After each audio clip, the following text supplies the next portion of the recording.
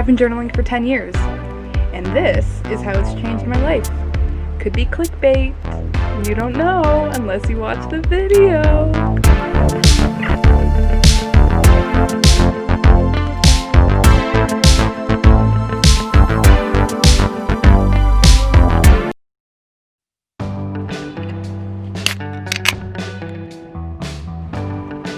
Alright folks, grab a drink, let's hang out, let's have a chat-a-roo.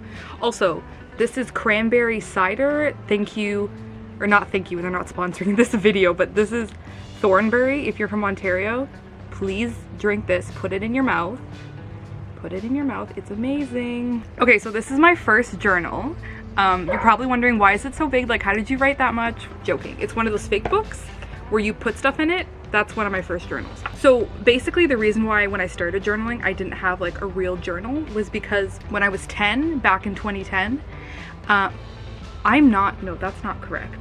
When I was 12 back in 2010, I didn't want to have like a journal because I wanted to be, how do you say, quirky and unique, okay? I wanted to be different. And so I decided that what I was gonna do was I was going to write letters to myself. And that was my first form of journaling. Yeah.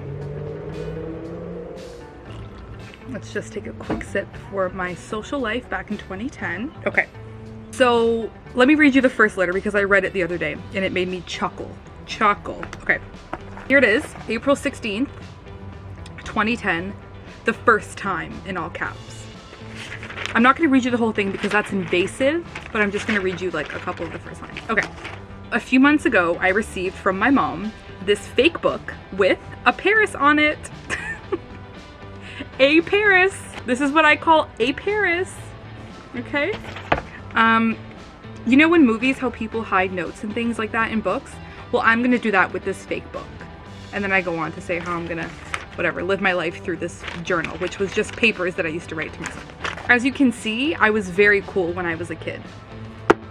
Next. So I'm not going to go through all these journals because there's a lot of content going on in these journals. But basically what I wanted to do in this video was just talk about how journaling has basically changed my life or positively impacted my life.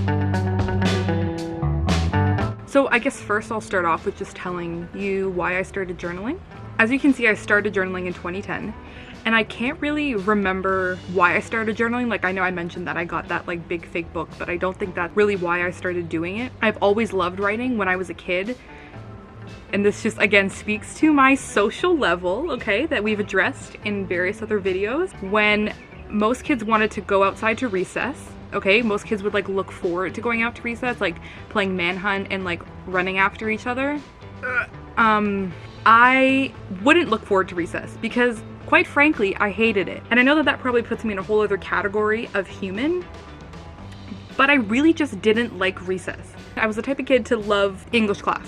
I loved English class, I loved French class, I went to French school when I was a kid. I loved writing, period. Like, you couldn't get me to do anything else. But I think another reason why I loved writing so much and why I was so drawn to journaling was because I feel like most kids, like most of us, I didn't really have a group of friends that I felt like I could call home, if that makes sense. Is that cheesy? It's probably really cheesy. But I just felt like I wasn't doing myself a favor with how I was letting myself be treated.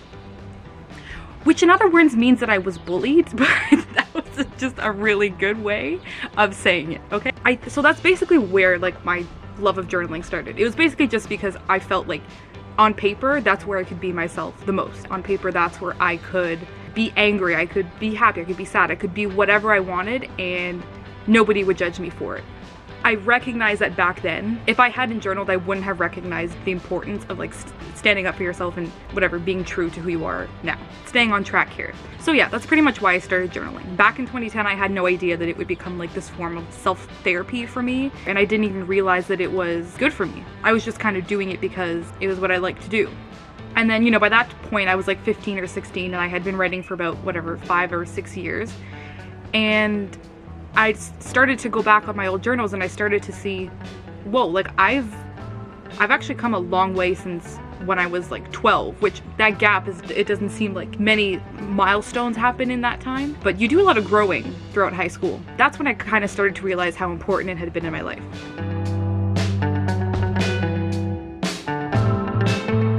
I think what defers people most of the time from, you know, wanting to write for themselves and journaling in general is just because they have such vivid memories of, you know, being in high school or being in elementary school and being forced to write. Like, you're being told, like, you need to write in order to get a good grade, in order to pass, in order to whatever. And yeah, you do need to know how to write, but writing for yourself has nothing to do with other people's opinions.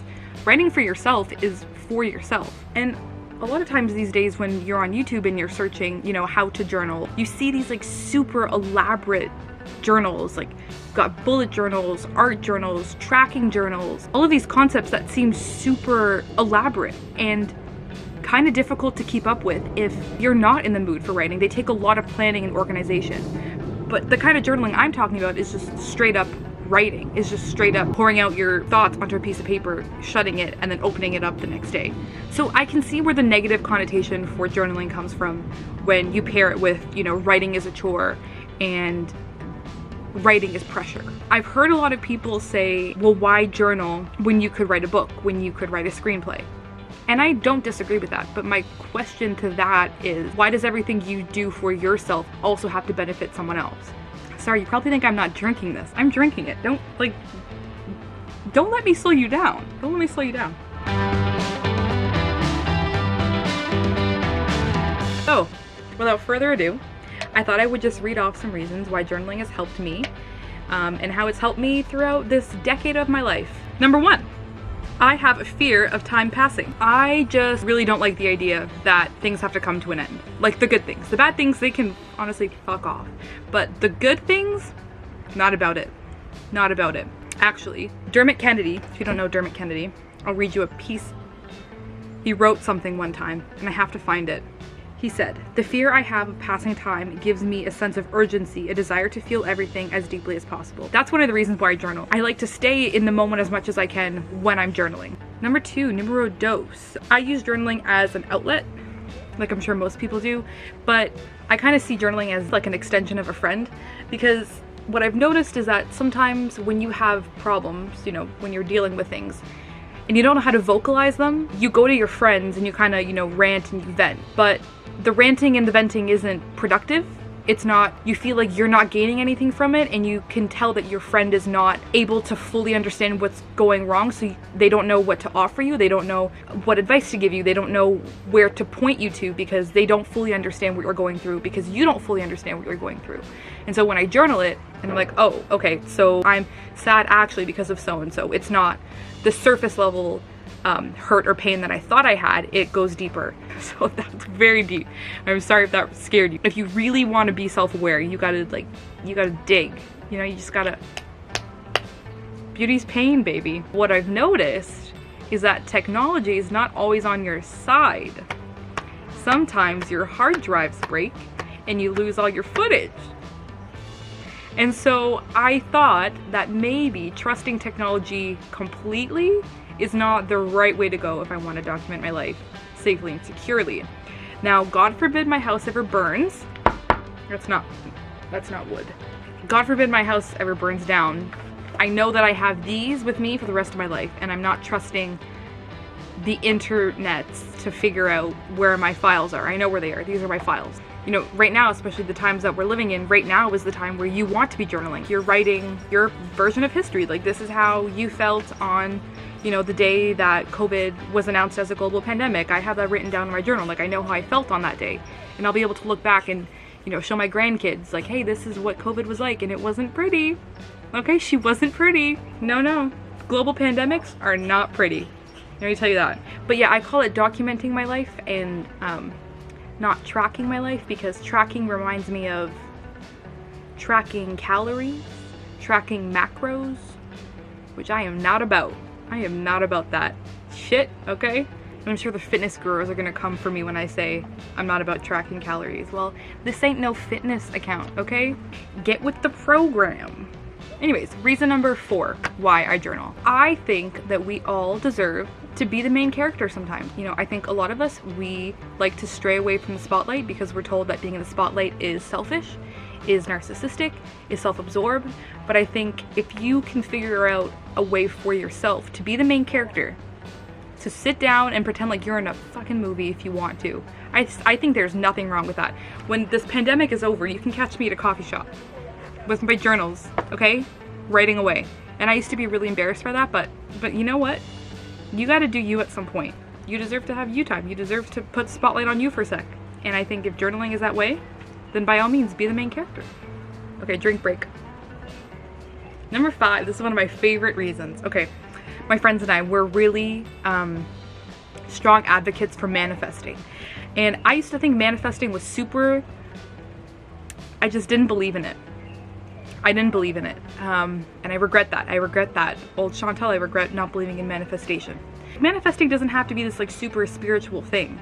It can be, but I think what manifesting, like in its essence, is all about is just vocalizing your goals, is just writing down on a piece of paper like where you want to be in 5 years, regardless if it happens or not. Just writing it down and making that like a goal, or making it an aim, a purpose, visualizing. That's what I think it's all about. Journaling is, I think, the epitome of that, because you just get to write and write and write about, you know, where you want to be in 5 years. Do I want to have a dog? Do I want to star in a Harry Potter musical as Hagrid? Perhaps. Number 6, journaling has made me more adventurous. And by that I mean it's made me more adventurous because I want to have something to write about. I guess it kind of goes hand in hand with, you know, posting YouTube videos, is that you want to start doing more things so that you have more things to talk about. Like, for example, last summer I was in New York for a bit, and I used to sit at Washington Square Park and I used to journal. I don't care if you think that's cheesy, I did it. And I did it with a coffee in my hand and a croissant in the other, okay? Like, I would just sit there and literally just write about the people walking by. Is that weird? Potentially. Do I care? Kinda. And hey, I totally understand. Journaling is not for everybody. Look, if you told me that the only form of self-help that I could get is running uphill for 15 miles in 45-degree weather, I would probably shank you. You know, just like exercising, I see the importance of being self-aware and like being there for yourself and doing as much as you can to help yourself grow, whatever way that may be. Okay? It's gotten really loud out here. So I hope that this video has encouraged you to start journaling if you haven't already. And let me know if you want to see like a, what's it called? Like a tutorial on how to journal. Is there, can you give a tutorial on how to journal? Beats me. Beats me. Anyways, see ya peeps.